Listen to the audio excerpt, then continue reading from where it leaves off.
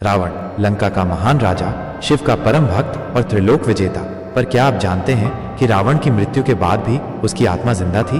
भगवान राम ने रावण का वध किया, लेकिन रावण की आत्मा फिर भी अमर थी। आखिर ये कैसे मुमकिन था? रावण ने हजारों वर्षों तक कठिन तपस्या की। उसकी तपस्या से प्रसन्न होकर ब्रह्मा ने उसे अमर होने का वरदान दिया कि देवता, दानव और अन्य किसी भी प्राणी द्वारा उसकी मृत्यु नहीं हो सकती। लेकिन रावण ने इस वरदान में एक चूक कर दी। उसने मनुष्य को इसमें शामिल नहीं किया।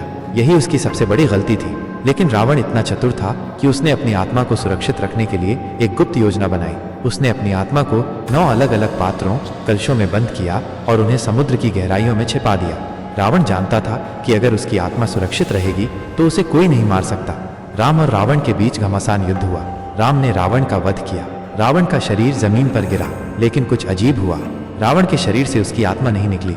राम बोले, रावण मर चुका है, लेकिन उसकी आत्मा कहाँ है?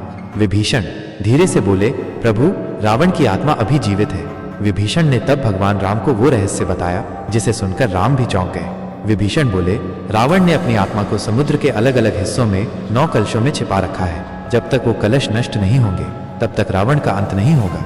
राम बोले, फिर वो कलश कहाँ छिपे हैं? विभीषण बोले, वे कलश समुद्र के इन 9 स्थानों पर छिपे हैं। सिंहद्वीप, शंखद्वीप, रत्नद्वीप, नागलोक द्वीप, वारुणी जलधारा, ताम्रपर्णी नदी का संगम, काल सागर, शिव गुफा, लंका के समीप गुप्त खजाना। भगवान राम ने दिव्य बाण उठाया और पहला निशाना साधा। पहला पात्र टूटा, फिर दूसरा, फिर तीसरा।